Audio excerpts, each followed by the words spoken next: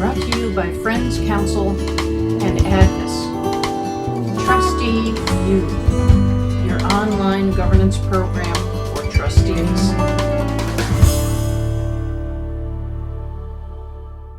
So what keeps me up at night?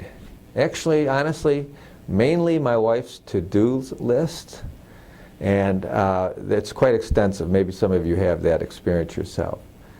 But seriously, beyond that, in terms of our industry, the independent school industry, everyone thinks it's the economy stupid, or it's rising tuitions and shrinking demographics, and all of these challenges, these sustainability challenges, actually are extremely demanding. But they're not the biggest challenge to our sector, because you know what? We're doing extremely well.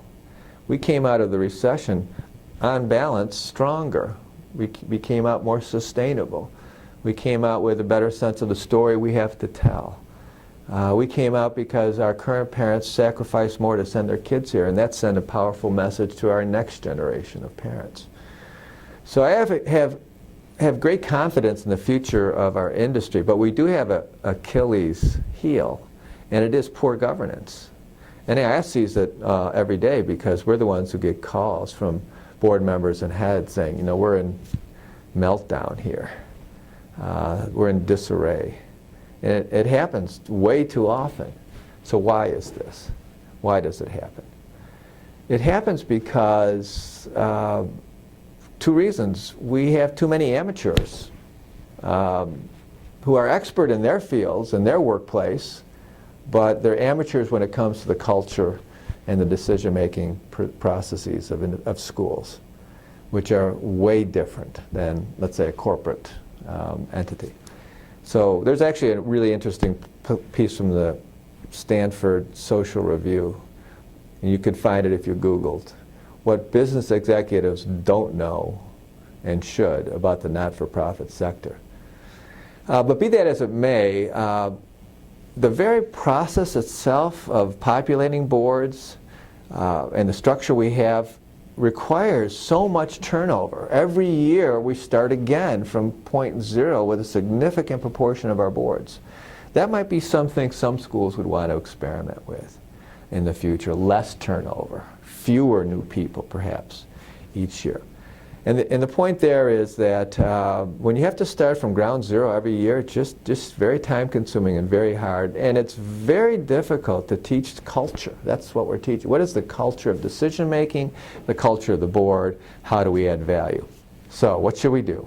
First, we should purchase and ask all new trustees to read some of the resources that are available. NAIS has a trustee handbook. We're in the 9th edition of it. It's fabulous.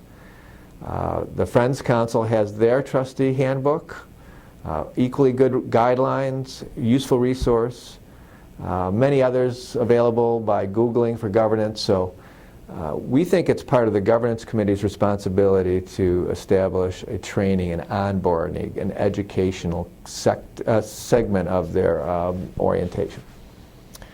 Secondly, we think every board should go on retreat once a year. And it's a time to put aside your own work, your own private life, spend a day or 2.5 days just on the business and the work and the culture of the board. And one component of that for the whole board, not just new trustees, is new education. What's the new stuff on the landscape? What are the new trends? What's working in governance generally, and what's not working in governance generally in the not-for-profit world? That kind of thing. Bring in an outsider, fresh perspective, have your own sense of how to think about governance renewed. So we think those two things would help.